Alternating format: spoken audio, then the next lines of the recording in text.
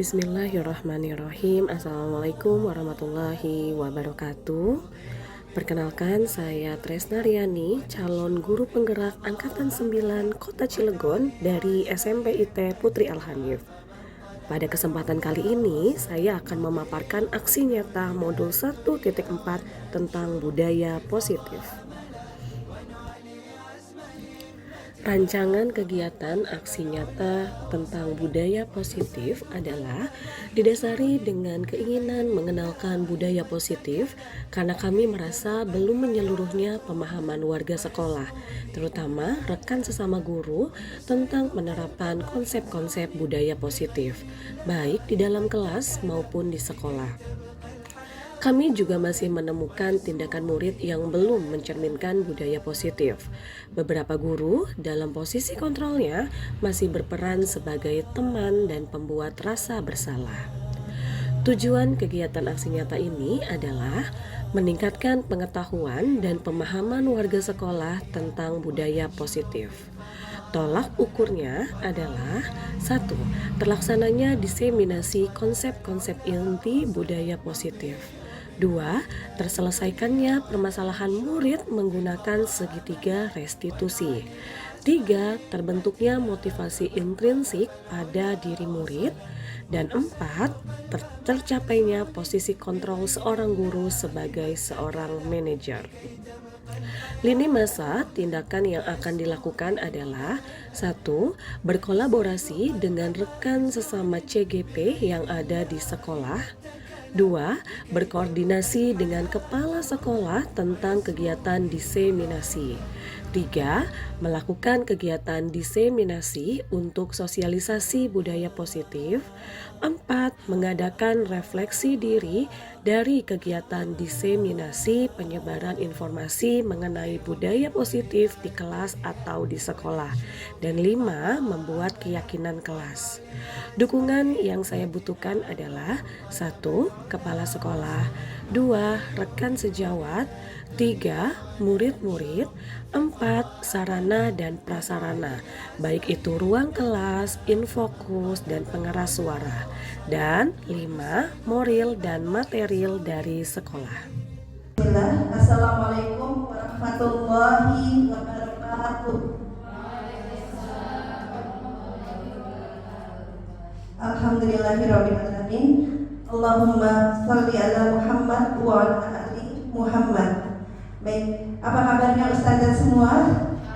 Alhamdulillah. Ya. Semoga tetap semangat ya Ustazah ya. Oke.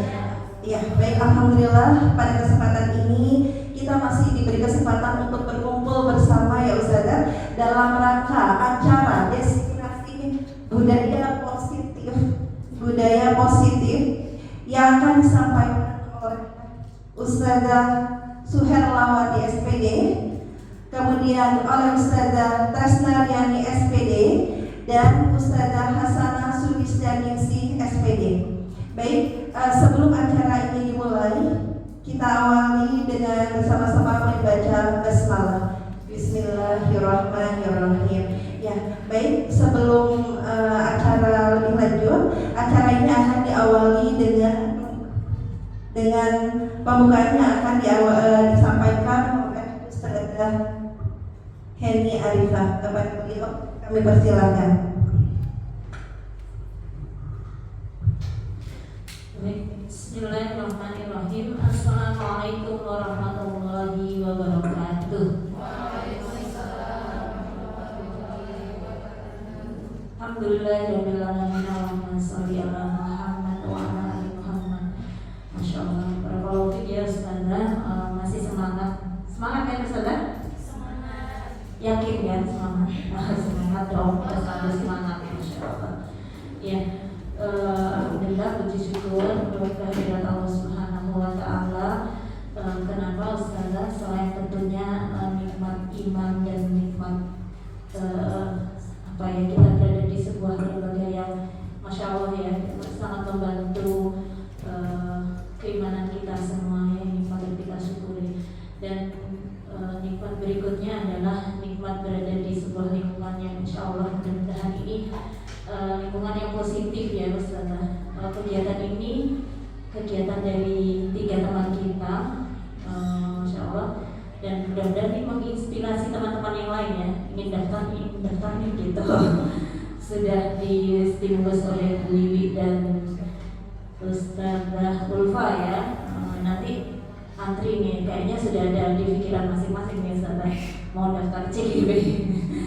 Masya Allah, barakallahu fiik Ustazah. Saya berharap dan tentunya saya yakin teman-teman juga berharap tidak ingin menyia-nyiakan waktu yang teman-teman luangkan siang ini. Sebuah perjuangan, mungkin ada yang ngantuk, ada yang kenyang, ada yang tenaganya sedikit habis karena seharian menjadi apa ya, menjadi pembicara maksudnya banyak bicara gitu dari pagi gitu. Mudah-mudahan ini bisa kita serap dengan baik Ustazah. Tidak sia-sia kita meluangkan waktu dengan perjuangan kita simak dari teman-teman kita ini yang ingin memberikan share ilmu kepada kita ya Ustazah. Semoga Allah berikan kemudahan kita untuk memahaminya dan mudah-mudahan diskusi panjang dan menarik ya Ustazah. Ustazah Erla, kemudian Ustazah Tresna dan Ustazah Hasanah. Barakallahu fikum. Baik, itu saja dari saya. Barakallahu fikum Ustazah. Assalamualaikum warahmatullahi wabarakatuh. Terima kasih Ustazah Heni atas sambutannya. Baik Ustazah semua, melanjutkan ke sesi berikutnya adalah sesi pemaparan diseminasi untuk budaya positif dari ketiga narasumber. Ya. Baik Ustazah, ada pertanyaan? Jelas ya Ustazah. Baik, terima kasih untuk perhatiannya. Semoga acara ini bisa diikuti dengan baik oleh Ustazah semua. Kami ucapkan jazakumullahu khair. Kita akhiri dengan doa kafaratul majelis. Subhanallah.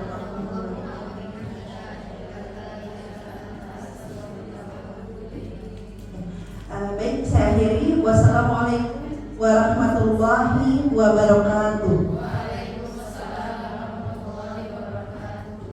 Ya, baik, kita akan mulai ya Ustazah. Suaranya terlalu kencang?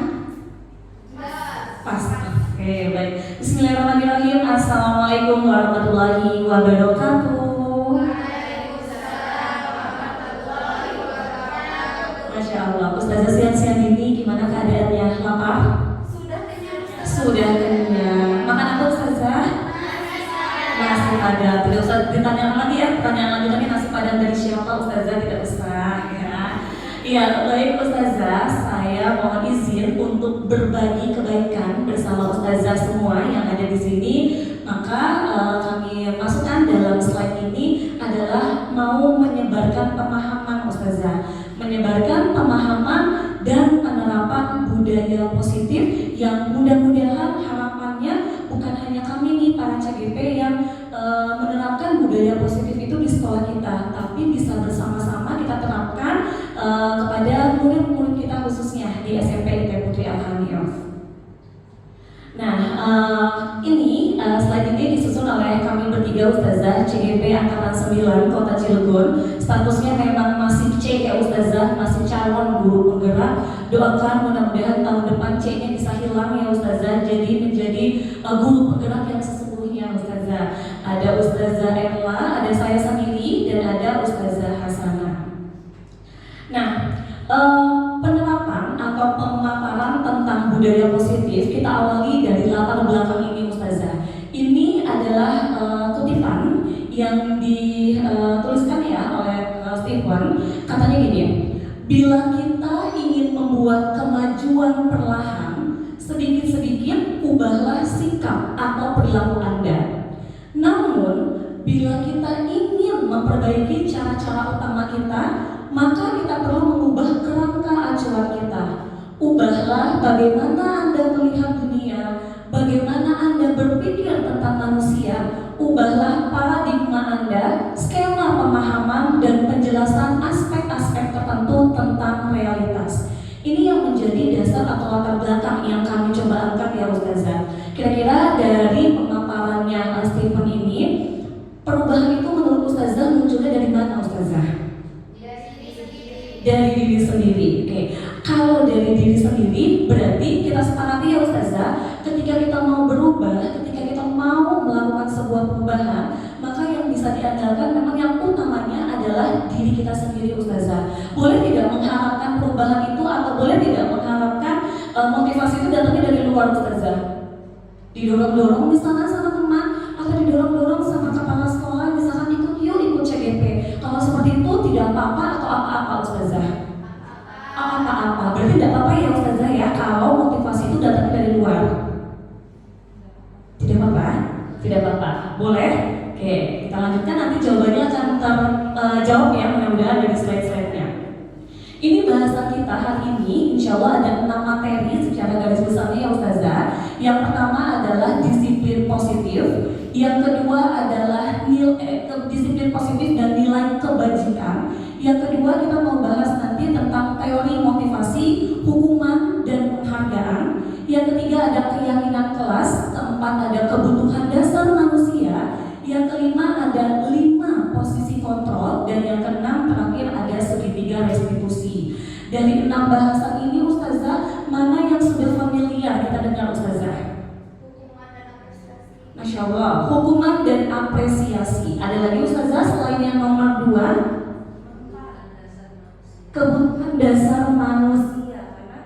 Bicara dengan guru IPS ya Ustazah ya, jadi kebutuhan dasar manusia. Oke, kita masuk ya Ustazah ke slide selanjutnya.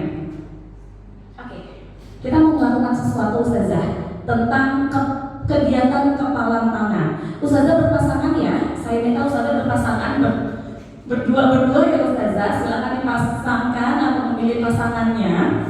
Sebentar Ustazah sudah langsung berpegangan tangan, Masya Allah sudah tidak sabar ya Ustazah. Ustazah, saya akan membagikan post-it ke Ustazah, ke salah satu di antara yang Ustazah sudah berpasangan ini ya Ustazah. Nanti tolong di post-it ini tuliskan satu keinginan yang paling Ustazah ingini apa? Tuliskan satu saja di sini, ya.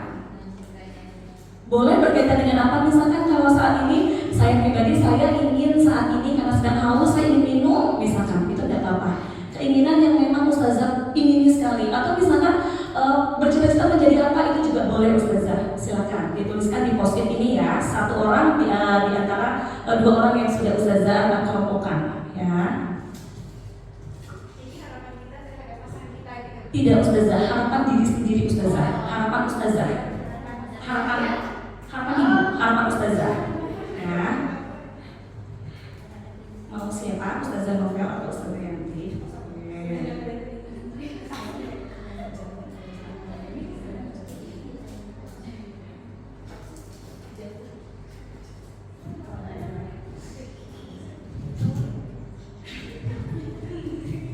Sudah Ustazah, dituliskan ya satu keinginan atau satu harapan deh, satu keinginan atau satu harapan yang Ustazah ingini banget, satu saja ya Ustazah. Meskipun keinginan kita pasti banyak ya, tapi yang paling saat ini diingini oleh Ustazah. Boleh jangka pendek, boleh jangka panjang. Ini ada mic satu lagi, jika mau berbicara gunakan mic-nya ya Ustazah biar terdengar. Sudah?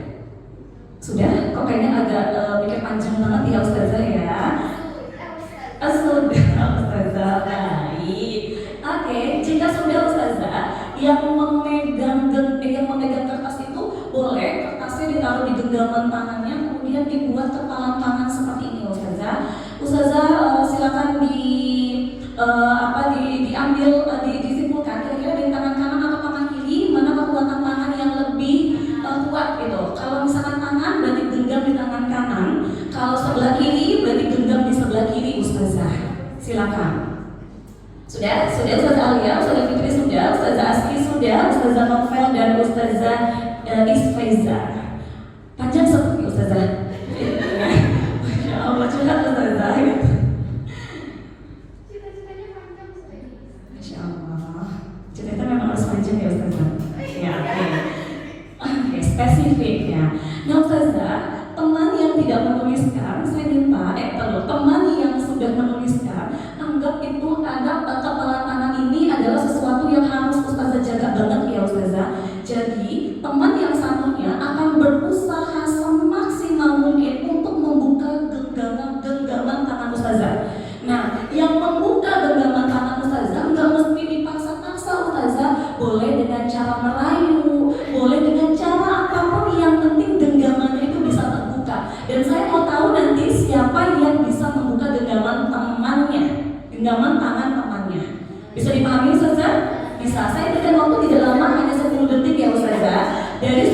itu siapakah yang berhasil membuka genggaman tangan temannya. Sekali lagi, tidak mesti dibuka secara paksa, tapi boleh dikeliling misalkan, atau boleh dirayu, atau boleh di apapun. Pokoknya Ustazah harus gunakan segala caranya. Ya Ustazah, seperti itu. Bisa kita mulai? Bisa.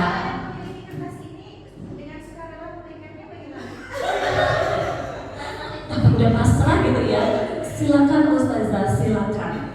Tapi mesti diusahakan dulu ya Ustazah, diusahakan dulu. Oke.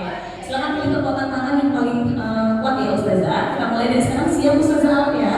Siap, baik. Baik, kita mulai dari sekarang. 1, 2, 3. Silakan Ustazah. Yuk, yang menggenggam usahakan Ustazah itu adalah harapan Ustazah, dan jangan sampai orang lain bisa semudah itu untuk mendapatkannya. Ya, oke, sudah, oke, cukup Ustazah, cukup, sudah. Oke. Saya mau tahu dulu Ustazah, mau tahu kira-kira siapa yang tidak terbuka Ustazah genggamannya? Masya Allah, 1, 2, 3, ini bagaimana? Oh, terbuka? Oh tidak, akhirnya tidak dipasrahkan. Ustazah Novel terbuka, berarti dari 4 pasangan satunya terbuka ya Ustazah.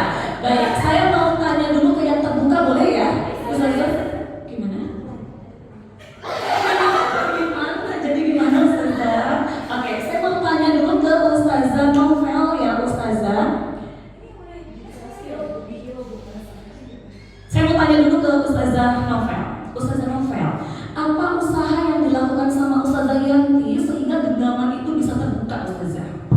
Tadi kata Ustazah Yanti, coba buka, siapa tahu saya bisa membantu untuk mewujudkan.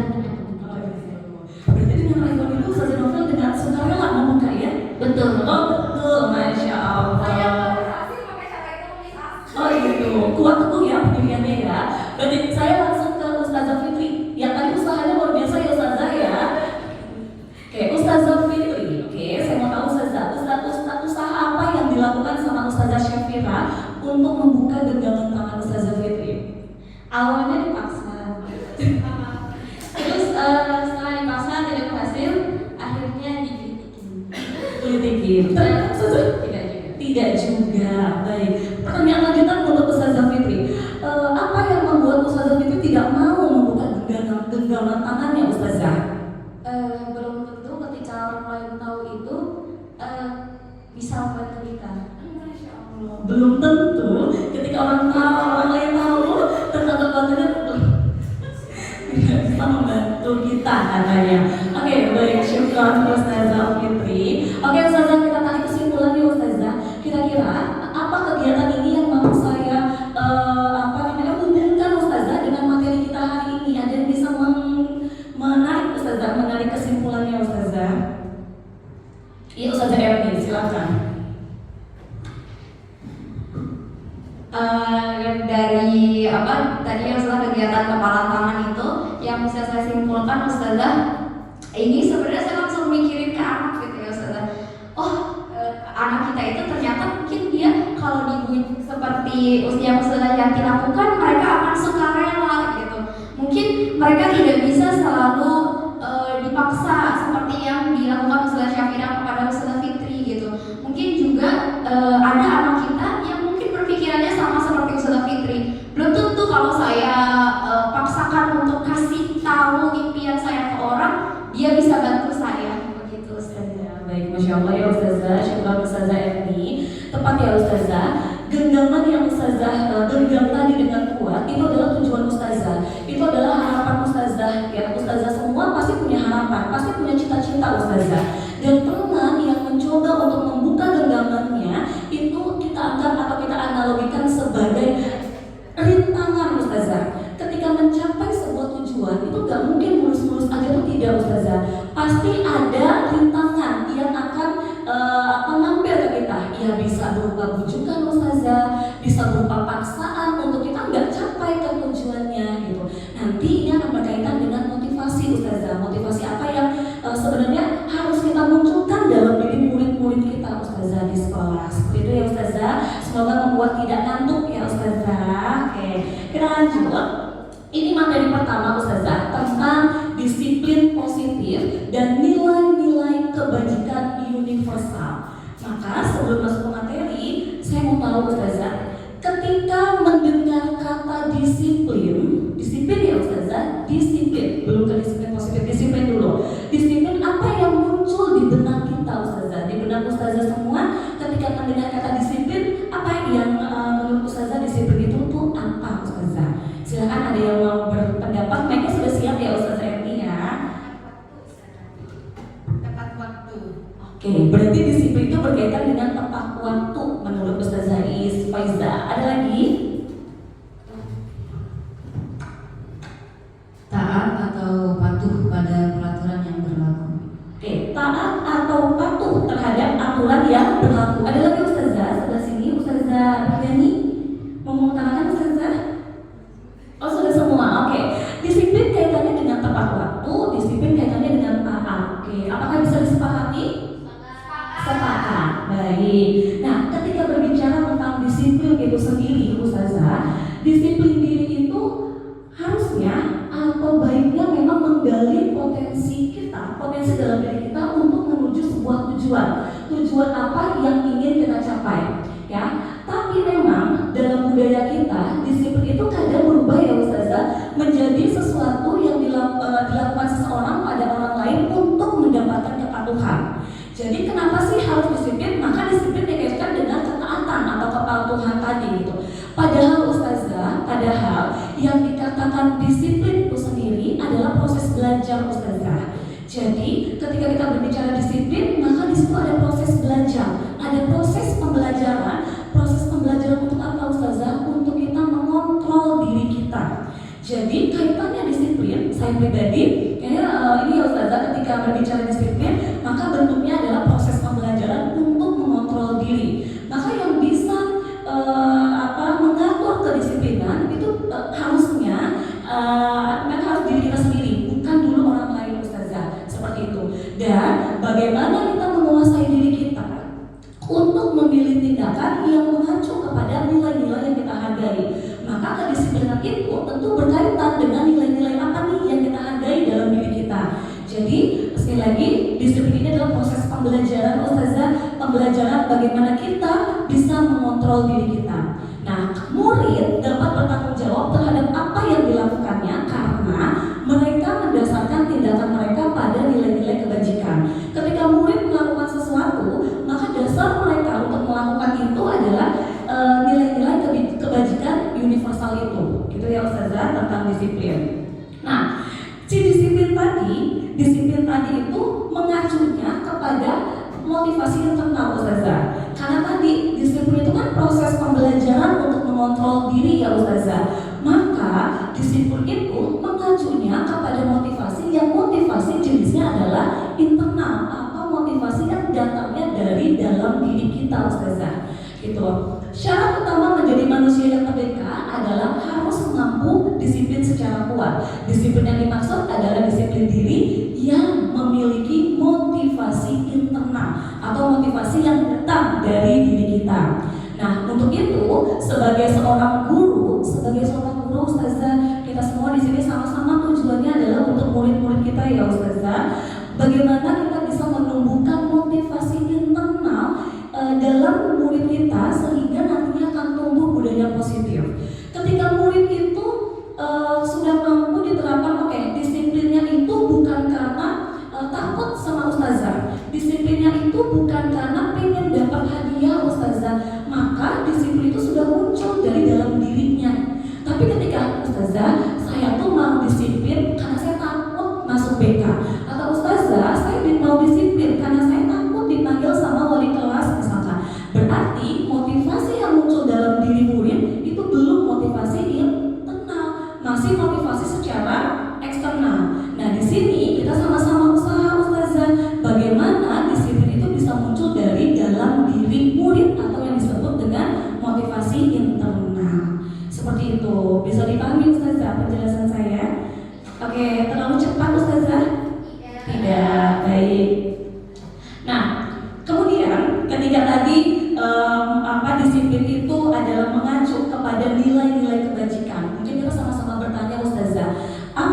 nilai kebajikan.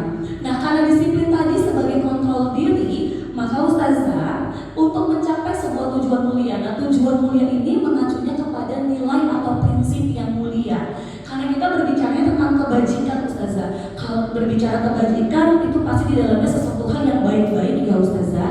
Maka kedisiplinan yang muncul dalam diri kita itu acuannya atau mengacunya adalah kepada nilai kebijakan. Nah, saat ini nilai kebijakan yang dicapai oleh anak-anak di Indonesia memang kaitannya atau kita kenal dengan profil pelajar Pancasila. Maka nilai-nilai beriman, bertakwa kepada Tuhan Yang Maha Esa dan berakhlak mulia, mandiri, bernalar kritis, berkebinekaan global, bergotong royong dan kreatif itu adalah nilai Ustazah, nilai kebajikan yang kita akan jadikan acuan. Seperti itu Ustazah. Nah, saya punya pertanyaan pemantik untuk Ustazah ya. Saya punya 3 pertanyaan dan saya mau Ustazah menjawabnya dengan setuju atau tidak setuju ya. Untuk pernyataan pertama, boleh dijawab secara serentak ya Ustazah biar terdengar. Pernyataan pertama Ustazah, ketika saya punya pernyataan hukuman dapat mendisiplinkan murid, Ustazah setuju atau tidak? 1, 2, 3. Gimana Ustazah? Ada yang bersyarat? Kalau jawab 2 ya Ustazah ya. Ini setuju atau tidak setuju? Sekali lagi ya Ustazah. Ketika saya punya pernyataan hukuman dapat mendisiplinkan murid, Ustazah setuju tidak? 1, 2, 3. Setuju. Baik, Ustazah setuju ketika hukuman itu dapat mendisiplinkan murid. Oke, yang kedua, pemberian hukuman dengan hal positif. Oke, hukumannya positif nih ya Ustazah. Seperti contohnya membaca atau membersihkan halaman dapat meningkatkan disiplin murid. Ustazah setuju atau tidak? 1, 2, 3. Setuju. Baik, semuanya kompak setuju semuanya. Oke, kita cek yang ketiga Ustazah. Memberikan penghargaan dapat meningkatkan motivasi belajar murid. Ustazah setuju tidak dengan pernyataan ketiga? 1, 2, 3. Setuju. Oke, saya minta pertanggungjawabannya kalau gitu ya. Kenapa bisa yang pertama setuju, kedua setuju, dan ketiga setuju? Saya tawarkan dulu Ustazah, ada yang mau mengutarakan pandangan atau pendapatnya? Baik Ibu, baik Ustazah, silakan. Dengan murid mendapatkan hukuman, diharapkan murid tersebut menjadi terpikir atau berpikir bahwa ternyata ada konsekuensi dari pelanggaran yang dia lakukan dan itu kurang mengenakan, maka dia diharapkan untuk selanjutnya tidak lagi melakukan kesalahan yang sama. Baik, kata kuncinya adalah hukuman, konsekuensi, dan ada rasa yang tidak enak tadi yang disampaikan oleh Ustazah Yanti. Saya keep dulu ya Ustazah, saya simpan. Nanti di akhir kita simpulkan apakah ketika setelah mendengar penjelasan saya, Ustazah tetap memilih setuju untuk ketiga pernyataan ini atau nanti ada yang berubah menjadi tidak setuju. Gitu ya Ustazah. Yang kedua, pemberian hukuman dengan hal positif seperti membaca atau membersihkan halaman dapat meningkatkan disiplin murid. Tadi Ustazah juga sama, sepakat setuju semuanya. Saya mau minta pertanggungjawabannya juga Ustazah. Kenapa setuju? Silakan Ustazah. Silakan siapa? Ustazah Fitri. Oh iya baik Ustazah Fitri.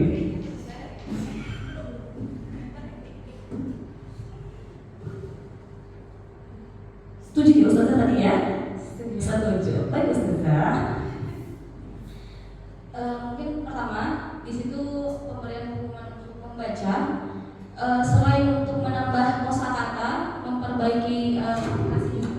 Jadi untuk peningkatan mereka juga. Oke, baik. Untuk komunikasi kosakata. Baik, syukur Ustazah Fitri. Yang ketiga Ustazah, memberikan penghargaan dapat meningkatkan motivasi belajar murid. Pernyataan yang ketiga. Silakan ada yang mau memaparkan Ustazah? Ustazah Alia, ya silakan Ustazah Alia. Silakan Ustazah. Saya setuju Ustazah karena pada dasarnya kalau kita diberi penghargaan ya penghargaan tidak mesti materi, mungkin ujian itu murid akan merasa dihargai dan diapresiasi. Baik, dihargai dan diapresiasi dengan adanya penghargaan. Sekali lagi, saya keep dulu ya pertanyaan pemantik ini. Nanti kita berikutnya. Ustazah, dari budaya positif tadi, dari disiplin positif tadi, dari disiplin yang harapannya muncul dari dalam diri siswi, maka budaya positif itu harapannya bisa diwujudkan, Ustazah. Melalui cara apa tadi? Penerapan konsep disiplin positif, bahwa disiplin itu memang cara belajar kita untuk mengontrol diri katanya, atau bisa dengan memahami motivasi perilaku manusia yang berkaitan dengan hukuman dan penghargaan. Nanti kita akan bedakan, Ustazah, apa bedanya antara hukuman dengan konsekuensi yang tadi disampaikan oleh Ustazah Yanti. Kemudian budaya positif juga bisa terwujud dengan memahami posisi kontrol kita sebagai seorang guru. Nanti kita sama-sama cek ya Ustazah, dari 5 posisi kontrol yang ada, posisi kita adanya di sebelah mana atau berada di mana. Kemudian yang keempat, pembuatan keyakinan kelas atau sekolah. Dan yang kelima, bagaimana kita menerapkan segitiga restitusi dalam penyelesaian masalah. Jadi masalah yang dihadapi sama murid itu salah satu cara terbaiknya adalah dengan menerapkan segitiga restitusi. Nanti kita kupas tuntas tentang segitiga restitusi, Ustazah. Baik, kita lanjut ke yang kedua, ini tentang motivasi, hukuman, penghargaan, dan restitusi, Ustazah. Tadi saya sudah singgung Ustazah tentang motivasi internal tadi ya Ustazah. Maka memang secara garis besar Ustazah, motivasi perilaku manusia atau alasan yang menyebabkan manusia itu melakukan sesuatu kita bagi menjadi 2 ya Ustazah. Ada motivasi yang tumbuh memang secara faktor eksternal, dan ada motivasi yang tumbuh itu dengan cara motivasi internal Ustazah. Sifatnya adalah internal. Seyogianya, harapannya Ustazah, motivasi yang muncul itu sudah masuk ke tahapan yang ketiga Ustazah, motivasi secara internal. Kalau Ustazah, kita masih melakukan untuk menghindari ketidaknyamanan atau hukuman. Kalau misalkan nih ya Ustazah, contoh ini Mas, tapi tidak ada di kelas ini misalkan. Ketika briefing pagi Ustazah, sekolah sudah memberikan ketetapan, di pukul 6.50 ya kita sampai di sekolah untuk briefing pagi. Tapi ketika kita datang di 6.50 itu hanya karena takut ya kalau telat semua orang pada ngeliatin, atau takut ya sama kepala sekolah misalkan. Artinya motivasi yang muncul dari dalam diri Ustazah belum dari internal, tapi masih dari eksternalnya Ustazah, karena untuk menghindari ketidaknyamanan. Kan kalau tiba-tiba di datang kemudian telat dilihatin kan ada muncul ketidaknyamanan. Artinya si motivasi itu masih muncul dari eksternal. Atau yang kedua, kita melakukannya untuk mendapatkan imbalan atau penghargaan dari orang lain. Kalau cita-citanya atau tujuannya biar saya dapat sesuatu nih dari orang lain, maka sekali lagi motivasi yang muncul itu masih motivasi secara eksternal. Yang menjadi harapan kita itu adalah motivasi yang memang tumbuhnya dari internal Ustazah. Yang seperti apa? Yang seperti kita tuh menjadi orang yang mereka inginkan dan menghargai diri kita sendiri dengan nilai-nilai yang mereka percaya. Ada nilai nih yang mereka percayakan, yang orang-orang percayakan, dan kita menaatinya Ustazah. Bukan karena kita takut sama hukuman, bukan karena kita ingin dapat hadiah, tapi itu muncul dari dalam diri kita. Maka itulah yang disebut dengan motivasi perilaku manusia secara internal. Dan itu yang kita harapkan ada dalam diri murid-murid kita Ustazah gitu. Jadi semoga ketika anak-anak memang disiplin, kedisiplinannya itu memang muncul dari dalam diri mereka. Mereka tahu ada nilai-nilai yang mereka harus capai Ustazah untuk bisa menerapkannya. Tapi ketika disiplin, takut sama Ustazah BK, takut sama ini, takut sama itu misalkan, maka motivasi yang muncul sekali lagi itu masih motivasi secara eksternal seperti itu.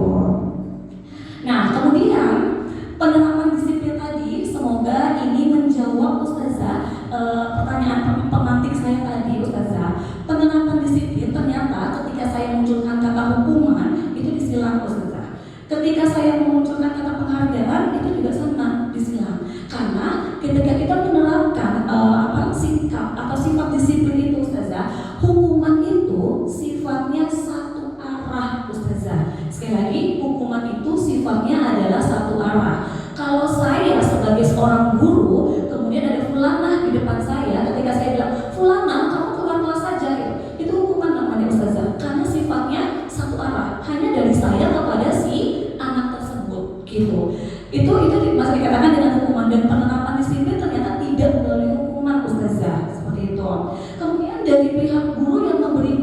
dan murid hanya menerima suatu hukuman tanpa melalui kesepakatan. Jadi nggak ada kesepakatan antara kita dengan murid ustazah. Kalau seperti itu sekali lagi itu masih bersifat hukuman satu arah dan tidak ada kesepakatan antara guru dengan muridnya gitu.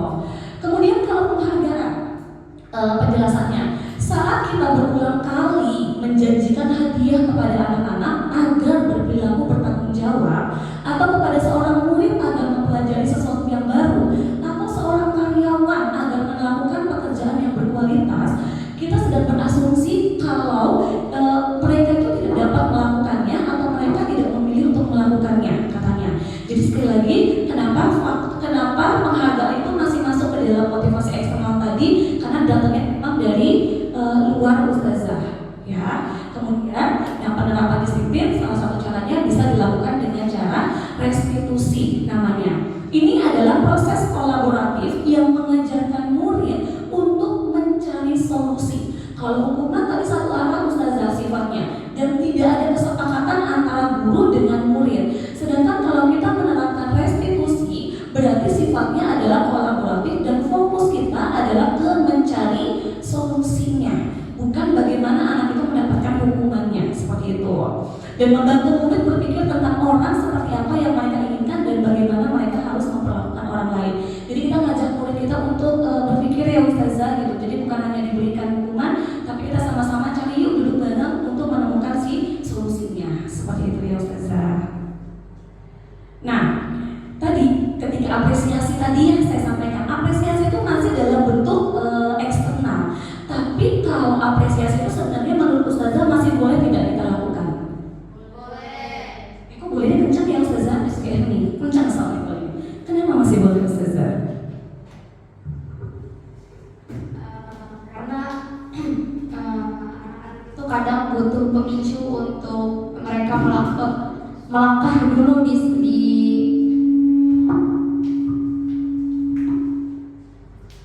mereka itu sebagai anak-anak ya ustazah, anak murid kita itu kadang selalu butuh pemicu dulu untuk melakukan sesuatu hal yang baik gitu. Setelah itu mungkin mereka baru bisa sadar gitu ustazah. Oke, baik. Sepakat ya ustazah, meskipun memang apresiasi itu memang penerapan disiplin yang jatuhnya dari eksternal, tapi ini yang saya dapatkan ustazah dari pembelajaran dan saya tidak salah ya, bentuk program kebajikan atau apresiasi boleh dilakukan ketika kita memberikan pengakuan secara khusus kepada anandanya, atau ketika kita memberikan pengakuan secara pribadi apresiasinya, atau beri pengakuan kepada semua murid. Loh gimana? Kan di kelas kita muridnya nggak cuma satu, muridnya sampai 25 misalkan. Apakah setiap kita pembelajaran diapresiasi satu-satu ustazah habis dong waktunya?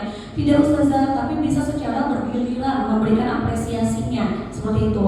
Memberikan apresiasi pengakuan secara konsisten, secara rutin dan terus-menerus, dan fokusnya bukan selalu pada hasil ustazah, tapi pada proses yang sudah mereka lalui seperti itu ustazah. Nah, oke. Ini saya punya 1, 2, 3, 4, 5, 6, 7 ustazah. Ada 7 pernyataan dan saya mau kita sama-sama menentukan. Ini kan kita diminta untuk memilih ya ustazah, ini tuh hukuman atau konsekuensi. Kita mau membedakan antara hukuman dan konsekuensi ustazah. Ketika saya sebagai seorang guru, saya meminta murid saya mencatat 100 kali di dalam buku dengan kalimat saya tidak akan terlambat lagi karena murid saya terlambat ke sekolah. Menurut ustazah, ini hukuman atau konsekuensi? Hukuman. Hukuman. Kita lihat ustazah. Ya, ini hukuman. Oke, nanti kita bedakan ya ustazah antara hukuman dan konsekuensi. Atau yang kedua, ketika saya meminta murid saya untuk lari mengelilingi lapangan basket 2 kali karena terlambat hadir ke sekolah. Menurut ustazah ini hukuman atau konsekuensi? Hukuman. Karena tidak ada solusinya. Terus punya solusi ustazah. Iya, kita lihat ya ustazah. Benar ustazah. Yang kedua juga hukuman. Ya. Lanjut yang ketiga. Saya meminta murid saya untuk push up 15 kali karena tidak menggunakan masker ke sekolah. Hukuman atau konsekuensi?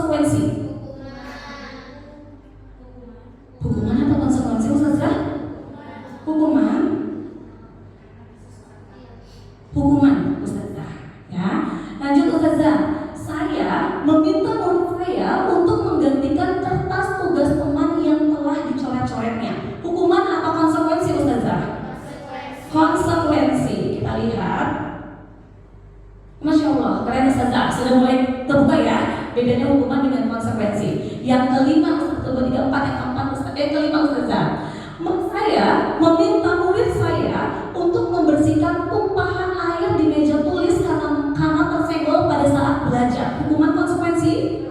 Konsekuensi, baik. Konsekuensi, benar. Yang keenam, murid disuruh untuk menggunakan sepatu seharian di sekolah karena tidak menggunakan sepatu hitam. Hukuman. Hukuman Ustazah. Kemudian yang ketujuh, saya meminta murid saya untuk lari mengelilingi lapangan basket 2 kali karena terlambat 10 menit untuk pelajaran PJOK. Hukuman atau konsekuensi?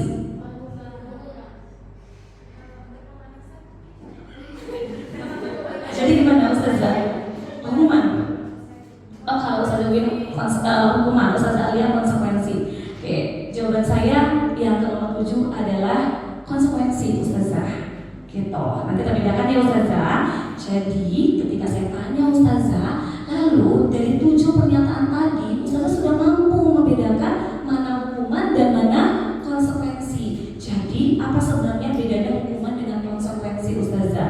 Silakan ada yang mencoba untuk menjawab Ustazah. Bedanya antara tadi udah bisa tuh ya, oh ini hukuman, oh ini konsekuensi. Bedanya apa antara hukuman dengan konsekuensi? Silakan Ustazah, boleh Ustazah.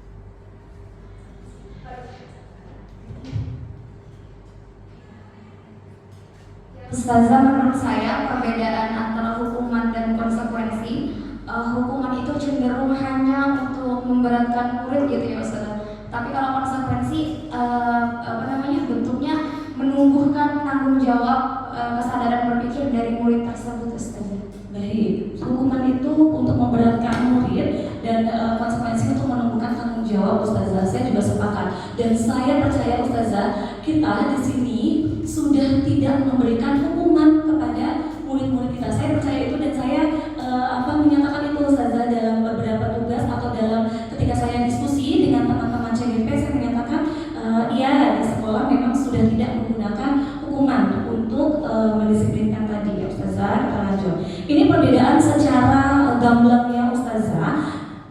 Mudah-mudahan terbaca. Saya bahas satu ya Ustazah. Ketika ini adalah hukuman, ini konsekuensi dan ini adalah restitusi Ustazah. Hukuman itu sesuatu yang menyakitkan dan harus terjadi. Hukuman itu tidak nyaman untuk murid dan anak-anak untuk jangka panjang.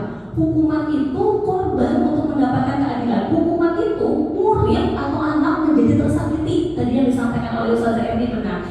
Tapi ketika kita berbicara tentang konsekuensi itu membuat murid tidak nyaman Ustazah. Jadi tujuan kita bukan untuk menyakiti murid, tapi untuk membuat mereka tidak nyaman. Mereka salah nih Ustazah, tidak sengaja menjatuhkan gelas misalkan di lantai gitu.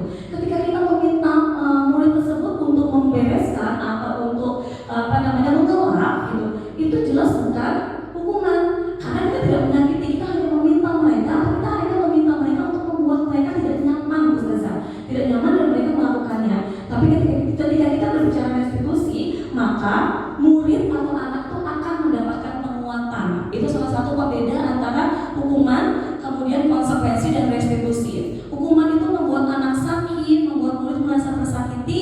Kemudian konsekuensi itu adalah membuat murid merasa tidak nyaman. Dan ketika kita beralih ke proses restitusi Ustazah, restitusi itu nantinya si murid akan mendapatkan penguatan dari kita. Seperti itu ya Ustazah, bedanya hukuman, konsekuensi dan restitusi. Oke, sampai di sini ada yang mau didiskusikan dulu Ustazah? Ada yang mau share pengalaman atau ada yang mau disampaikan dulu sebelum saya lanjut ke ke materi berikutnya? Tidak Ustazah? Lanjut ya. Baik, lanjut Ustazah. Ini yang ketiga tentang keyakinan kelas. Ustazah baru mendengar tidak sih kata keyakinan kelas sekarang? Iya, sama Ustazah, saya juga baru mendengar kata keyakinan kelas. Karena yang saya tahu selama ini kita seringkali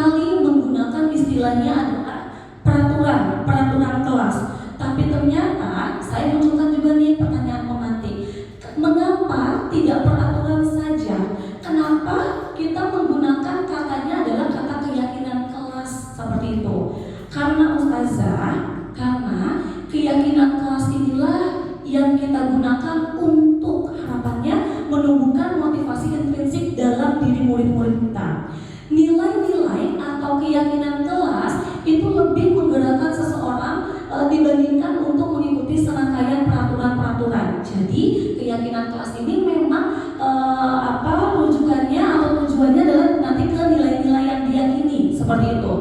Biasanya kalau pada peraturan itu banyak menggunakan kata-kata negatif Ustazah atau istilah-istilah negatif. Nah pada keyakinan kelas si kata-kata negatif itu kita coba ubah menjadi nilai-nilai yang diyakini oleh murid dan mereka akan mengusahakan untuk tercapainya seperti itu. Nah ini adalah keyakinan kelas atau sekolah. Ketika kita di dalam kelas bukan hanya wali kelas Ustazah, sebagai guru mata pelajaran kita juga bisa membuatkan keyakinan kelas. Yang harus berperan adalah guru ketika mau mewujudkan keyakinan kelas atau sekolah itu adanya kesepakatan antara guru dengan murid. Tidak bisa itu dilakukan hanya dari pihak guru saja atau dari pihak murid saja. Tidak Ustazah, tapi keyakinan itu memang dari pihak guru dan dari pihak murid. Kemudian keyakinan sekolah atau keyakinan kelas itu adalah pernyataan universal yang mudah diingat, dipahami dan diterapkan dalam lingkungan sekolah. Ya, oke, kita lihat lagi ya Ustazah. Ini beberapa pernyataan. Ini ada di sebelah kanan kita. Di sebelah kanan ada bentuk peraturan dan sebelah kirinya kita ubah ke dalam bentuk keyakinan kelas Ustazah. Ketika peraturan sekolahnya adalah atau peraturannya adalah selalu kembalikan buku ke tempatnya. Itu kan peraturan yang sering kita dengar Ustazah. Selalu kembalikan buku ke tempatnya. Kira-kira keyakinan apa yang ingin kita terapkan kepada murid kita Ustazah? Nilai apa yang ingin kita terapkan kepada murid kita melalui peraturan tersebut? Tanggung jawab. Good Ustazah ya. Tanggung jawab. Keyakinan kelas inilah Ustazah yang mau kita munculkan dalam diri murid kita. Bukan hanya dari sisi peraturan tapi lebih ke keyakinan kelas. Gitu ya. Kita lanjut ya Ustazah. Peraturan yang kedua adalah dilarang mengganggu orang lain. Itu kan juga sering ya kita dengar sebagai peraturan kelas. Nilai apa, keyakinan kelas apa yang mau kita munculkan untuk peraturan kedua Ustazah? Saling menghormati. Menghormati orang lain gitu. Bisa kebayang Ustazah bedanya peraturan dengan keyakinan kelas ya Ustazah. Kemudian yang ketiga, hadir di sekolah 15 menit sebelum pembelajaran dimulai. Keyakinan kelas apa yang mau kita munculkan, kita terapkan dalam kelas kita Ustazah? Disiplin. Berkomitmen Ustazah, berkomitmen. Oke, yang keempat, dilarang melakukan kekerasan. Itu kan katanya masih menggunakan kata-kata yang negatif ya Ustazah. Dilarang menggunakan atau melakukan kekerasan. Nilai apa, keyakinan kelas apa yang mau kita munculkan? Saling menyayangi. Dengan siapa Ustazah saling menyayanginya?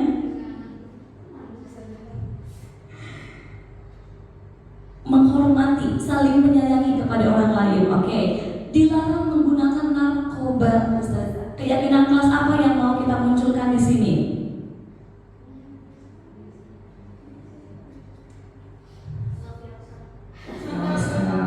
Sehat Ustazah gitu. Bergantian atau menunggu giliran. Tertib, antri, sabar katanya. Sabar katanya. Gunakan masker. Kesehatan. Keselamatan. Oke.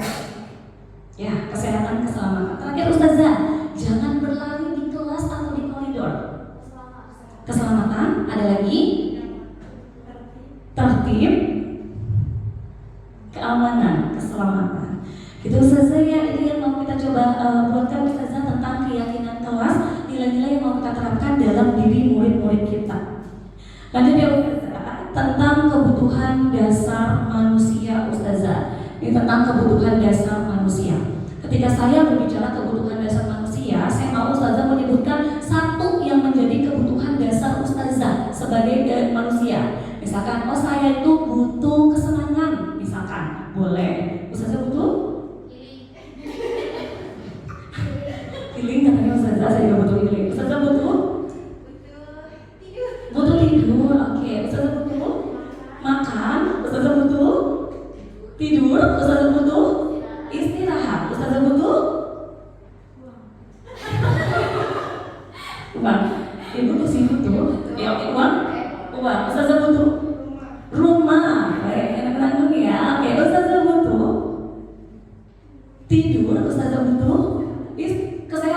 Oke, Ustazah butuh kedamaian. Masya Allah, damai Ustazah Emi.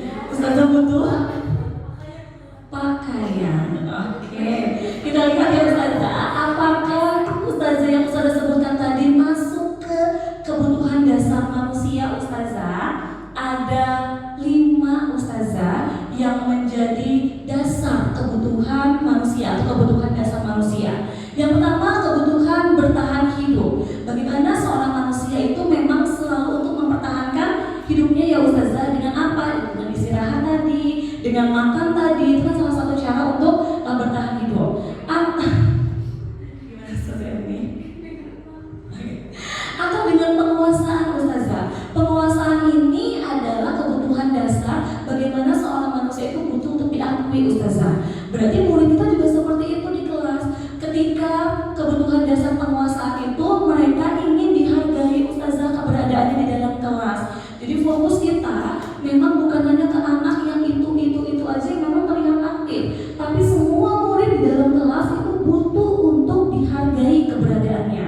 Atau yang ketiga, kebutuhan dasar manusia adalah kebutuhan kasih sayang dan rasa diterima. Atau yang keempat, kebutuhannya adalah kebutuhan kesenangan, healing, pakaian misalkan ya itu masuk. Atau kebutuhan kebebasan. Tapi kalau dikaitkan nanti kaitkan ya kebutuhan dasar ini dengan contoh kasus. Jadi saya buatkan tentang contoh kasus Ustazah.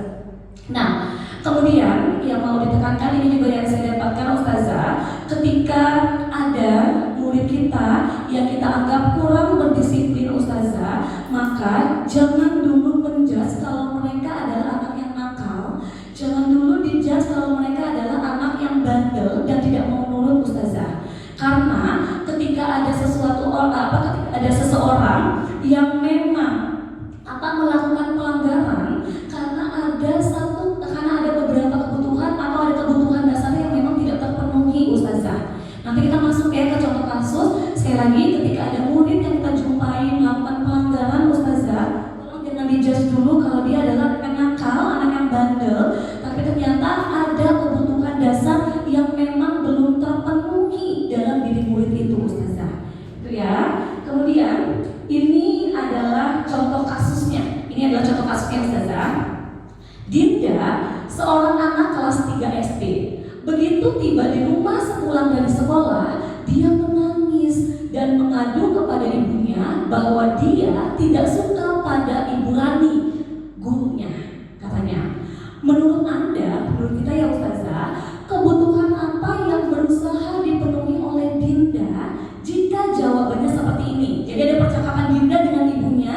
Nanti kita tentukan ya Ustazah, kebutuhan dasar apa yang belum dipenuhi sama si Dinda ini. Katanya gini di nomor 1, ibu guru bilang aku tidak boleh bersenandung sewaktu mengerjakan tugas. Katanya kelas harus tenang, tidak ada suara, kan gak seru jadinya. Itu percakapan Dinda kepada ibunya. Kira-kira dari percakapan ini kebutuhan dasar apa yang belum terpenuhi oleh diri Dinda Ustazah? Kesenangan. Benar kesenangan? Kebebasan. Kenapa Ustazah Dwi? Yang lain menyatakan kesenangan, Ustazah Dwi menyatakan kebebasan. Boleh saya tahu Ustazah alasannya?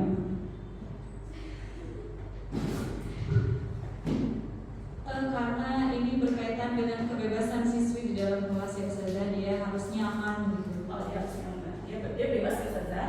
Ya, oke. Oke. Nomor 1, kalau saya sendiri menyatakan, saya pribadi menyatakan yang nomor 1 itu kebutuhan dasar yang belum terpenuhi oleh Dinda adalah kebutuhan dasar kesenangan Ustazah. Dia tuh Dinda nyanyi ketika ngerjain tugas, tapi ketika gurunya melarang, maka Dinda mengatakan tidak seru, katanya nggak seru jadinya mah, karena dilarang sama Bu Rani untuk bersenandung ketika mengerjakan tugas, karena Bu Rani itu inginnya yang tenang, yang damai ketika pengerjaan tugas. Maka untuk yang pertama berarti yang muncul atau kebutuhan dasar yang belum terpenuhi adalah kebutuhan kesenangan, gitu ya. Oke, yang kedua Ustazah, ibu guru tidak menyapaku hari ini, padahal aku pakai jepit rambut baru mah. Kebutuhan apa yang belum terpenuhi oleh Dinda untuk yang kedua Ustazah? Oke, rasa diterima Ustazah. rasa dicintai, itu yang tidak muncul dalam diri Dinda. Tidak merasa untuk yang kedua ini tidak kebutuhan dasarnya itu adalah kasih sayang dan rasa diterima oleh si Buraninya tadi. Itu ya Ustazah. Apa yang ketiga? Kata Dinda gini, aku bosen, masa belajarnya cuma gitu-gitu aja, dengerin ibu guru aja di kelas. Kebutuhan dasar apa yang belum terpenuhi Ustazah untuk yang ketiga? Kebebasan. Yang tidak ingin apa sih Ustazah? Mungkin Dinda ingin terlibat dalam belajarnya secara aktif, bukan hanya pasif mendengarkan gurunya. Betul. Atau Dinda mungkin ingin belajar sekali-sekali keluar Burani gitu. Apakah tidak boleh Ustazah kita belajar keluar? Boleh Ustazah, boleh gitu. Jadi memang yang belum terpenuhi adalah kebebasan ya Ustazah. Atau yang keempat Ustazah, aku sebel gambarku tidak rapi, malah ibu guru nunjukin ke teman-temanku di depan kelas. Apa yang tidak tercukupi? Kebutuhan dasar apa yang tidak tercukupi di sini? Penguasaan. Benar Ustazah. Di sini tidak muncul atau kebutuhan dasar yang belum Dinda terima adalah kebutuhan dasar penguasaan. Jadi sekali lagi Ustazah, kita sebutkan yuk 5 kebutuhan dasar manusia. Tadi yang pertama ada apa Ustazah? Oke, yang kedua penguasaan. Yang ketiga? Oke, yang keempat kesenangan. Yang kelima? Kebebasan. Jadi kita perlu tahu Ustazah, bagaimana murid-murid kita ini sudah terpenuhi belum kebutuhan dasarnya. Itu yang harus kita lakukan ya Ustazah terhadap murid. Jadi jangan langsung dijudge gitu murid kita gitu. Jadi lebih baik karena kita cari tahu dulu gitu. Ini kan saya share ilmu ya Ustazah, saya berbagi ilmu. Ini yang bisa kita coba lakukan untuk kedepannya gitu ya Ustazah. Lanjut Ustazah, ini yang kelima, kalau nggak salah ya Ustazah, materi yang kelima tentang 5 posisi kontrol. Ustazah, ada 5 posisi kontrol kita sebagai seorang guru ya. Sebagai seorang guru memang ada 5 posisi kontrol kita. Oke, kelima itu adalah satu, penghukum Ustazah. Posisi kontrol seorang guru adalah satu, penghukum. Yang kedua, membuat merasa bersalah. Yang ketiga, posisi gurunya adalah sebagai teman. Yang keempat, sebagai pemantau. Dan yang kelima, posisi guru adalah sebagai manajer. Ketika mendengar kata manajer, saya pikir manajer ini yang ada di perusahaan-perusahaan Ustazah. Tapi ternyata manajer ini adalah posisi kontrol yang memang ada di kita sebagai seorang guru. Ada loh guru yang posisi kontrolnya baru sebagai penghukum atau baru sebagai pembuat merasa bersalah. Contohnya kalau posisinya itu adalah sebagai penghukum misalkan, tadi ya Ustazah, guru-guru yang memang suka kasih hukuman kepada muridnya. Kamu nggak pakai sepatu hitam, kamu pulang ke rumah misalkan. Itu udah posisinya masih menempatkan posisi guru tersebut masih sebagai penghukum Ustazah. Atau pembuat merasa bersalah. Kita membuat murid kita ketika melakukan pelanggaran, kita membuat diri mereka itu ada pada tahapan tidak merasa bersalah Ustazah. Misalkan kalimatnya gimana kalau membuat rasa bersalah misalkan, kamu tuh membuat ibu kecewa ya dengan kamu melakukan ini. Ustazah nih udah berharap kamu seperti ini misalkan. Itu efeknya apa? Membuat murid merasa bersalah gitu. Atau posisi sebagai teman Ustazah. Posisi sebagai teman misalkan, contoh kalimatnya, ayo dong nak dikerjakan. Kalau nggak dikerjakan, nanti Ustazah dimarahin misalkan. Nah itu kita masih menganggap posisinya sebagai seorang teman kepada murid kita. Posisi pemantau, jadi dia lebih posisi pemantau itu jadi dia lebih mencari alasan ya Ustazah. Dan posisi tertinggi seorang guru adalah posisi manajer, yang dia tidak lagi menyalahkan, tidak hanya memberikan hukuman, tapi dia membantu untuk menemukan solusi Ustazah. Ya, dia membantu, guru tersebut membantu untuk menemukan solusi. Saya mau tanya, kalau Ustazah tanya, ini juga masuk ke salah satu pertanyaan yang ada di CGP ya Ustazah. Kira-kira posisi kontrol saya sebagai seorang guru sudah di tahapan mana Ustazah? Sepertinya saya baru di tahapan, saya pernah melakukan tahapan teman dan pemantau, seperti itu. Kalau Ustazah Syafira, kira-kira ada di posisi kontrol yang mana Ustazah? Masih di teman. Kalau Ustazah Wiwir, di mana Ustazah? Teman. Oke, Ustazah Alia, di mana Ustazah?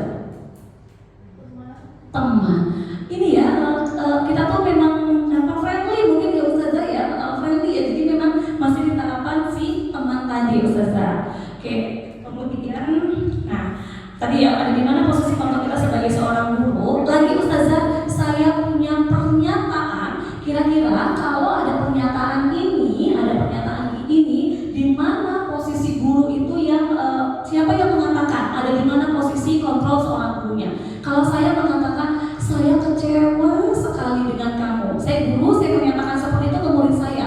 Saya kecewa sekali dengan kamu. Ada di mana posisi kontrol saya Ustazah sebagai seorang guru? Pembuat merasa bersalah. Benar Ustazah. Ini adalah contoh kalimat di pembuat merasa bersalah. Atau yang kedua Ustazah, kamu tidak pernah benar melakukannya. Ada di mana posisi kontrolnya? Pemantau? Penghukum Ustazah. Karena gurunya tidak mau dulu mendengarkan apa yang disampaikan sama muridnya gitu. Yang ketiga Ustazah, ayolah lakukan demi ibu atau bapak. Ada di mana posisi kontrol itu Ustazah? Teman. Kalau teman langsung ya Ustazah menjawabnya karena memang mungkin biasa dilakukan ya Ustazah. Atau yang keempat Ustazah, apakah kamu mau mendapatkan stiker bintang hari ini? Ada di posisi kontrol mana Ustazah?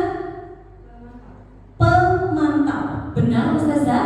Yang kelima, bagaimana kamu bisa menyelesaikan masalah ini? Ada di mana Ustazah? Manajer. Benar Ustazah. Terakhir, kamu selalu yang paling terakhir. Penghukum Ustazah. Gitu ya. Ini adalah posisi kontrol. Dan posisi terkontrol kita itu harusnya ada di sebelah mana Ustazah?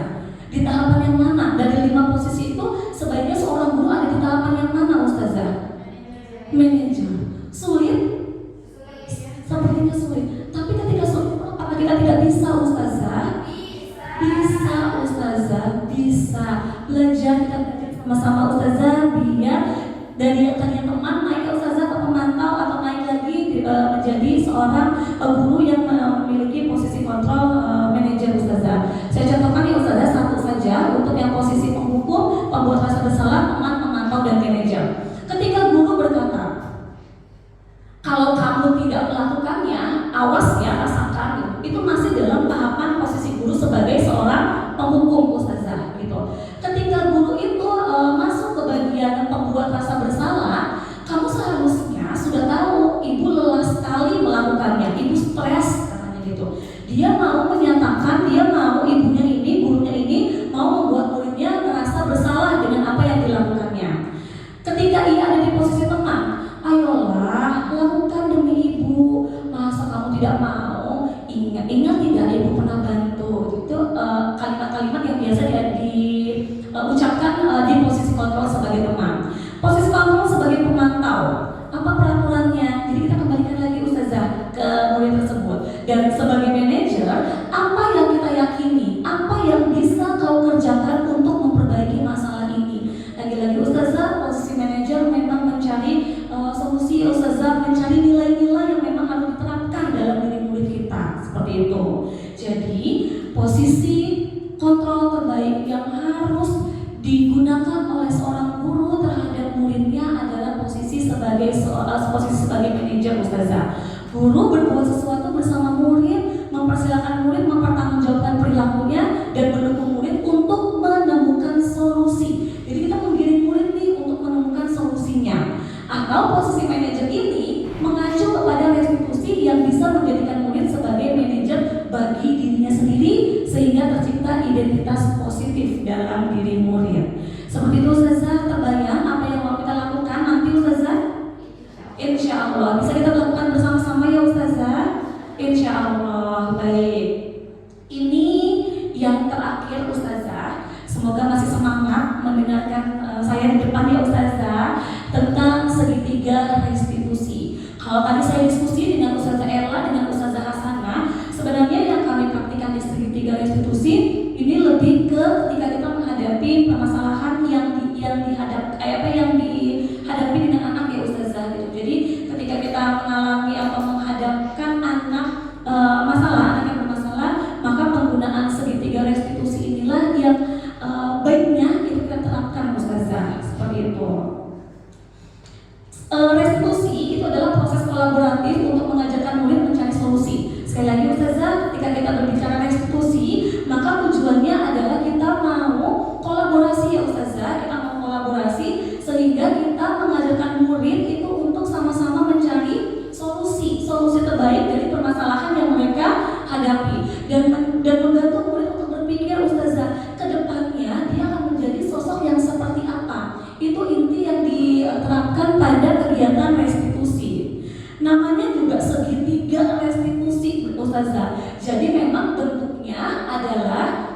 Ya, ada 3 tahapan dalam pengimplementasian segitiga restitusi ya Ustazah.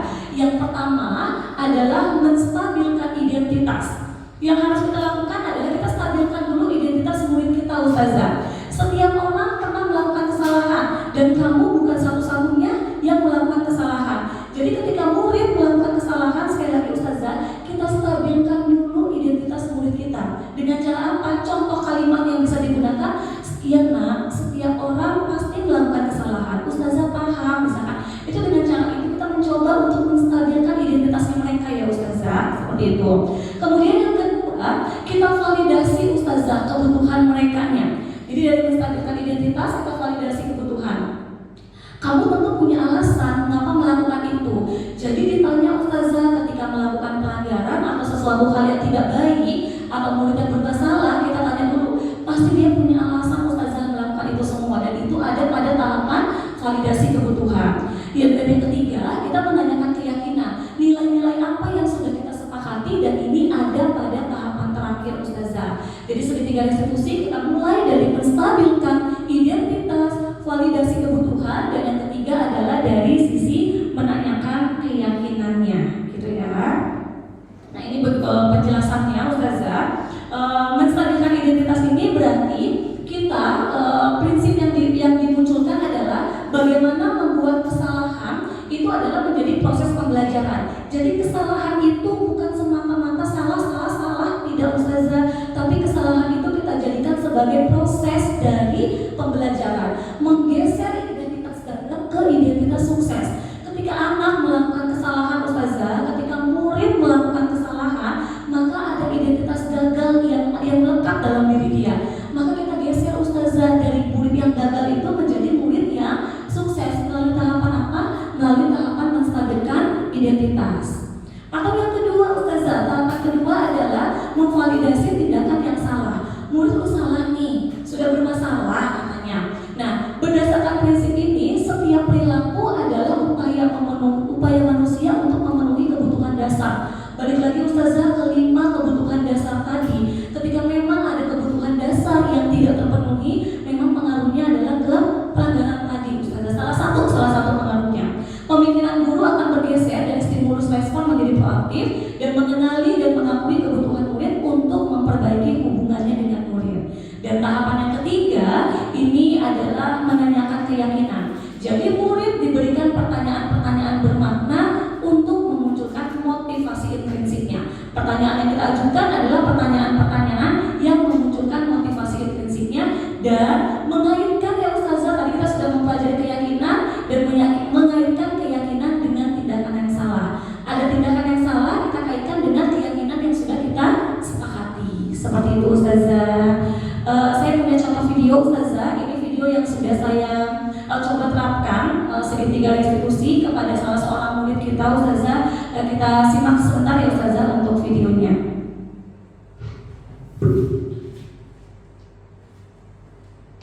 Ya, ini untuk tahapan yang pertama ya Ustazah, menstabilkan identitas.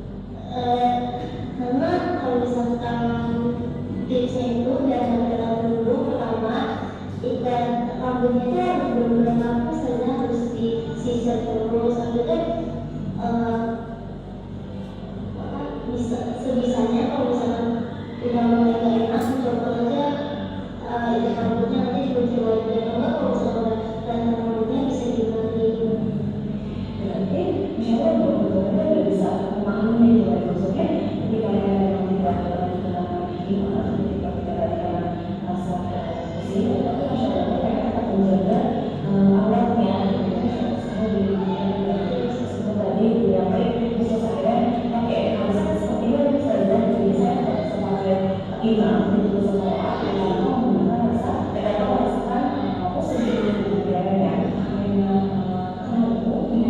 Ini yang ketiga ya Ustazah, menanyakan keyakinannya.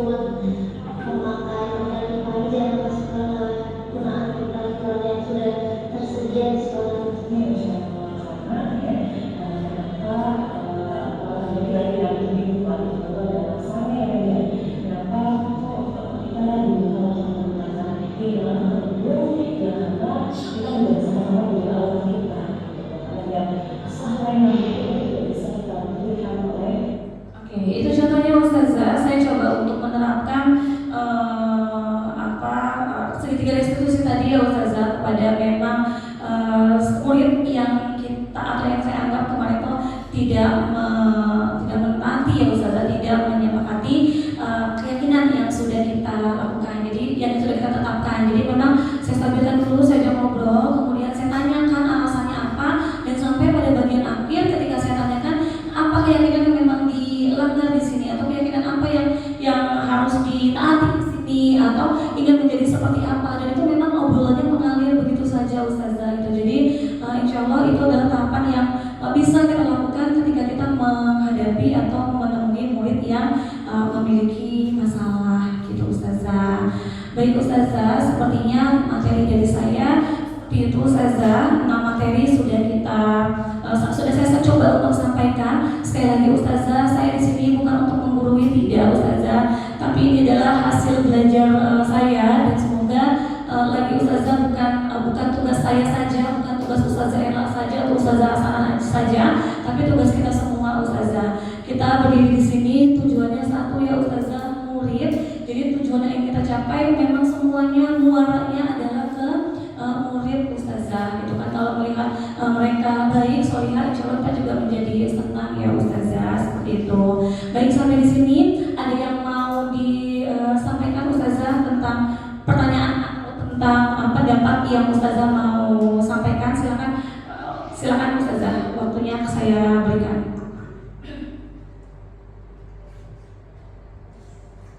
Boleh Ustazah.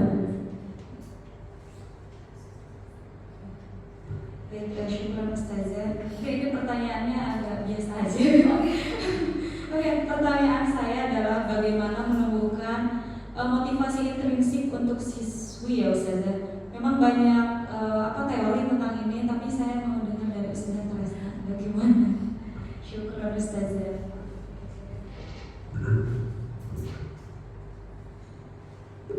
Oke, ini pertanyaan yang biasa saja benar Ustazah. Ini yang paling sulit, benar. Oke, sebelum saya yang mengutarakan pendapat, saya tawarkan dulu Ustazah. Ada yang mau mencurahkan pendapat dulu Ustazah atas pertanyaannya Ustazah Wiwin tadi, bagaimana menumbuhkan motivasi intrinsik dalam diri murid. Silakan Ustazah, saya berikan dulu kesempatan kepada Ustazah.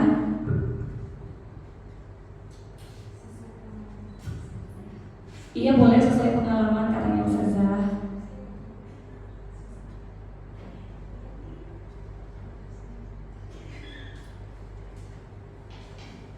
Ada Ustazah?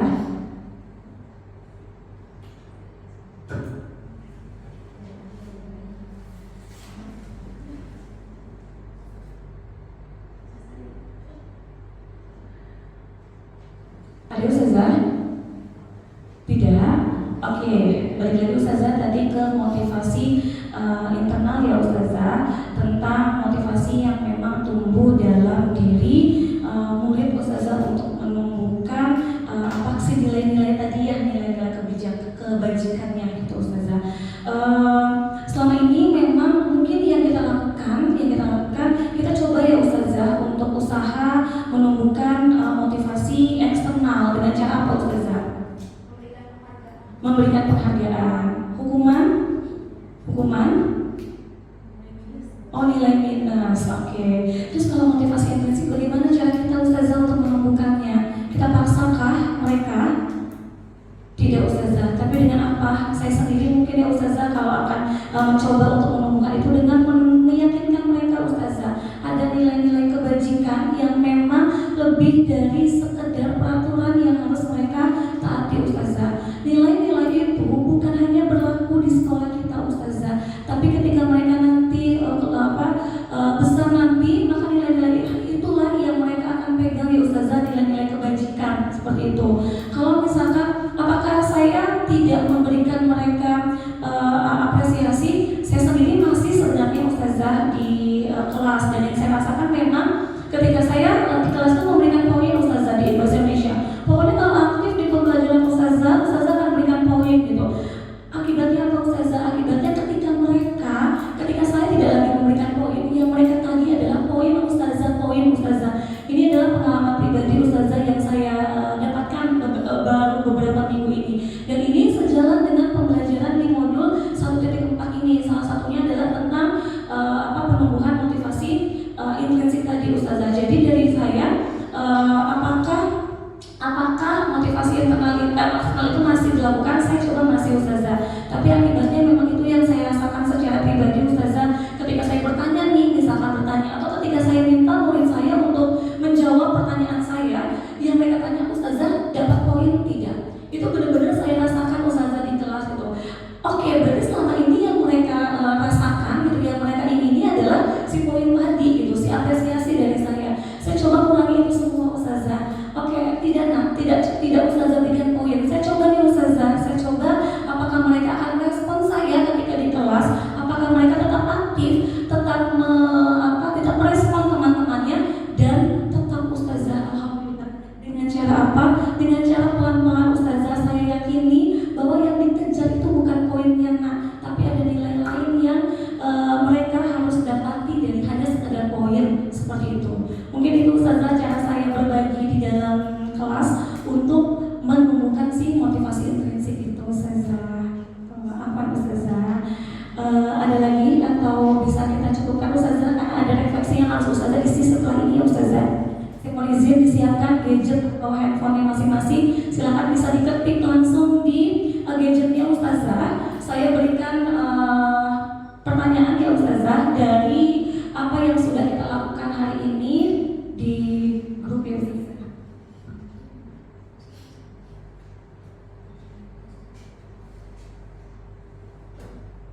Oke, ini berbentuk Padlet Ustazah. Silakan nanti diisi sesuai dengan pertanyaan. Ada 4 pertanyaan yang sudah saya munculkan di sana tentang kegiatan kita hari ini ya Ustazah. Di bagian subjek ada di grup diseminasi ya Ustazah, diseminasi budaya positif. Nanti di bagian subjek tolong tuliskan nama Ustazah ya. Tolong tuliskan nama Ustazah, nanti biar saya buka di sebelah sini ya Ustazah. Baik, bentuknya seperti ini. Jadi ada 4 pertanyaan yang saya coba ajukan. Sekali lagi, di bagian subjek tolong tulis nama Ustazah. Pertanyaan pertama itu kalau di handphone ada tanda tambah Ustazah di setiap pertanyaan. Pertanyaan pertama, peristiwa atau hal apa yang Ustazah alami hari ini. Pertanyaan kedua adalah bagaimana perasaan Ustazah setelah mengikuti diseminasi disiplin positif. Yang ketiga, pembelajaran apa yang Ustazah dapatkan setelah mengikuti diseminasi disiplin positif. Dan yang keempat adalah tuliskan rencana perubahan yang akan Ustazah lakukan setelah mengikuti diseminasi disiplin positif hari ini. Silakan Ustazah. Subjeknya nama Ustazah ditulisnya. Ditanda tambah. Ini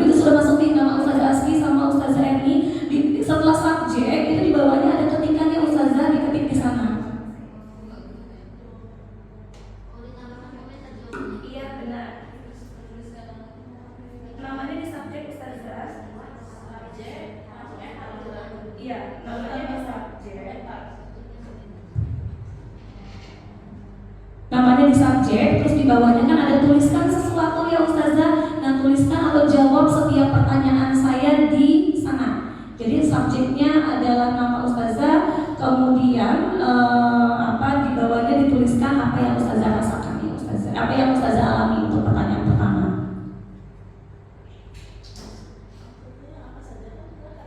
Tentang ini ya Ustazah, tentang diseminasi ya Ustazah, tentang diseminasi, karena ini refleksi untuk diseminasi ya Ustazah.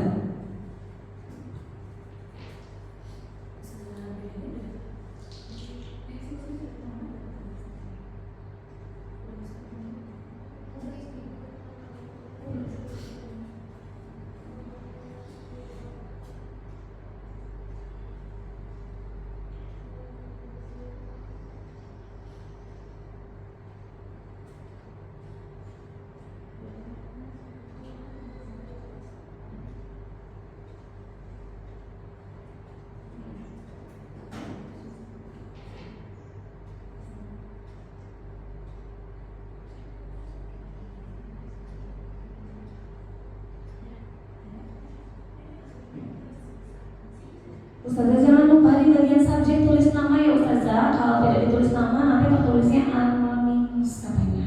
Jadi saya mau tahu itu tulisan dari siapa.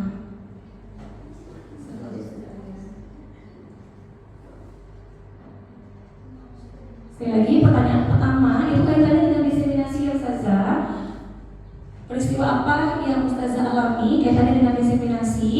Kemudian yang kedua saya mau tahu perasaannya Ustazah setelah mengikuti diseminasi, pembelajaran apa yang Ustazah dapatkan dan tindakan atau rencana tindak lanjut ke depannya Ustazah.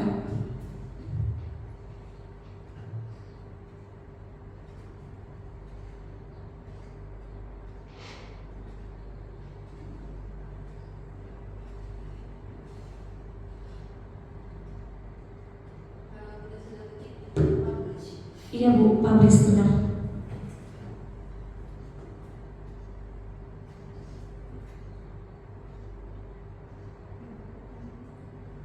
Sudah masuk ya pertanyaan pertama dari Ustazah Aski, dari Ustazah Erni, dari Ustazah Novel, Ustazah Alia, Ustazah Fitri, Ustazah Wiwin, dan Ustazah Yanti. Sambil Ustazah menuliskan, sambil saya coba bacakan ya Ustazah.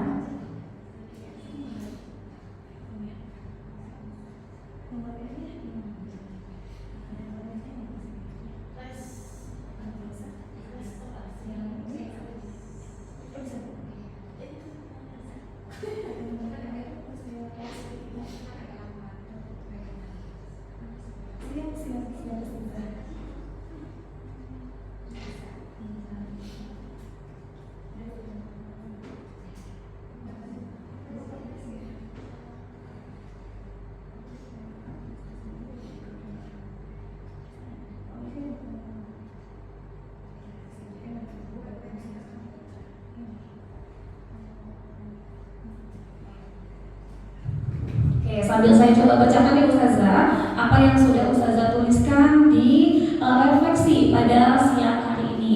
Peristiwa atau hal apa yang Ustazah alami hari ini? Kata Ustazah Aski mengalami berkolaborasi dengan Ustazah katanya. Ustazah Erni, hari ini saya mengikuti kegiatan diseminasi dari para CGP tentang penerapan budaya positif. Dari Ustazah Novel mengikuti diseminasi dari Ustazah Tresna tentang disiplin positif. Dari Ustazah Alia belajar mengenai motivasi internal dan eksternal. Dari Ustazah Fitri bahagia, Masya Allah ya Ustazah Fitri bahagia ya, dan dapat membuka motivasi serta ilmu baru. Dari Ustazah Wiwin senang sekali bisa mendapatkan pengetahuan baru dari kegiatan diseminasi. Ustazah Yanti menghadiri diseminasi tentang disiplin positif CGP Ustazah Tresna. Ustazah Syafira mengikuti kegiatan diseminasi budaya positif bersama Ustazah Tresna. Baik, untuk pertanyaan kedua, monggo Ustazah silakan Ustazah menuliskan saja. Saya coba bacakan ya Ustazah untuk setiap refleksinya. Bagaimana perasaan Ustazah setelah mengikuti diseminasi disiplin positif ini? Ustazah Alia merasa tercerahkan katanya. Ustazah Novel senang dapat ilmu baru. Ustazah Aski senang dan mendapat banyak input positif. Ustazah Erni bahagia dan penuh semangat. Oke, menghadapi hari esok ya Ustazah Erni. Jangan lupa semangat juga Ustazah. Ustazah Fitri bahagia dan terinspirasi. Ustazah Wiwin senang sekali mendapatkan ilmu baru. Ustazah yang belum silakan saya tunggu ya Ustazah. Kemudian untuk pertanyaan ketiga, pembelajaran apa yang Ustazah dapatkan setelah mengikuti diseminasi disiplin positif? Ustazah Alia, pembelajaran mengenai motivasi. Dari Ustazah Novel, agar siswi senang belajar di kelas, maka guru harus memenuhi 5 kebutuhan dasar siswi. Ustazah Aski, motivasi internal adalah yang paling penting karena dapat menggerakkan seseorang untuk terus bertindak sesuai dengan keyakinan baiknya. Masya Allah. Tuliskan rencana perubahan yang akan Ustazah lakukan setelah mengikuti diseminasi disiplin positif. Ustazah Alia dapat mempraktikkan negosiasi kepada murid melalui diskusi dan kesepakatan. Ustazah Novel membuat keyakinan kelas. Ditunggu Ustazah Novel keyakinan kelas 7 Madinah ya. Kemudian Ustazah Aski mengubah hukuman dan apresiasi menjadi motivasi internal dan belajar untuk menjadi manajer di dalam kelas. Sepakat Ustazah, mari sama-sama belajar untuk menjadi manajer ya Ustazah bagi kelas terutama apa yang kita temui setiap hari. Ustazah Wiwin mengubah gaya mengajar saya sedikit demi sedikit. Masya Allah, Ustazah Wiwin. Ustazah Erni menemukan motivasi internal murid sehingga mereka dapat meyakini nilai-nilai baik yang terkandung dalam setiap hal yang mereka lakukan dalam hidup mereka, merangkul mereka untuk melalui proses pembelajaran ini. Mari bersama mereka ya Ustazah untuk menjadi manusia yang lebih merdeka, karena katanya mereka kalau ditanya-tanya selalu ingin Ustazah, ingin merdeka belajar selalu seperti itu Ustazah. Baik, sambil Ustazah menuliskan ya Ustazah refleksi untuk kegiatan hari ini, kegiatan pada siang hari ini, sekali lagi saya pribadi mengucapkan jazakumullahu khairan atas kerjasama yang baik, atas kolaborasi yang luar biasa dari Ustazah. Terima kasih telah mau mendengarkan apa yang saya sampaikan di siang hari ini Ustazah. Semoga apa yang saya sampaikan bisa sedikit, mungkin ya Ustazah, hanya sedikit dari sekian banyak yang ada yang bisa saya sampaikan dan bisa menjadi motivasi bagi kita untuk sama-sama belajar. Seperti itu Ustazah. Baik, kita cukupkan dulu ya Ustazah kegiatan ini dengan membaca doa kafaratul majelis. Subhanakallahumma wa bihamdika asyhadu an la ilaha illa anta astaghfiruka wa atubu ilaik. Sekali lagi jazakumullahu khairan Ustazah. Terima kasih sudah meluangkan waktunya untuk saya. Assalamualaikum warahmatullahi wabarakatuh. Diskusi terjadi di situ, kemudian materinya juga sangat menarik bagi teman-teman yang lain. Satu lagi, diseminasi ini saya menilainya menjadi inspirasi ya bagi teman-teman, dan semakin teman-teman yang lain itu penasaran, mudah-mudahan tertarik untuk menjadi calon CGT. Demikian dari saya. Assalamualaikum warahmatullahi wabarakatuh. Bismillahirrahmanirrahim. Assalamualaikum warahmatullahi wabarakatuh. Saya Erni Muhammadasari, salah satu guru di SMP IK Putri Al-Hanif. Alhamdulillah, saya senang sekali bisa mengikuti diseminasi tentang budaya positif di sekolah yang telah disampaikan oleh CGP Ibu Tresnaryani SPD. Masya Allah, dari sana saya mendapatkan banyak sekali pelajaran, salah satunya tentang kebutuhan dasar yang harus dipenuhi pada diri seksual, kemudian juga bagaimana cara menanamkan keyakinan kelas agar mereka yakin dengan nilai-nilai kebajikan yang ada, dan juga bagaimana cara menghadapi tantangan atau permasalahan yang dihadapi oleh siswa dengan menggunakan seni dan Terima kasih, semoga sukses.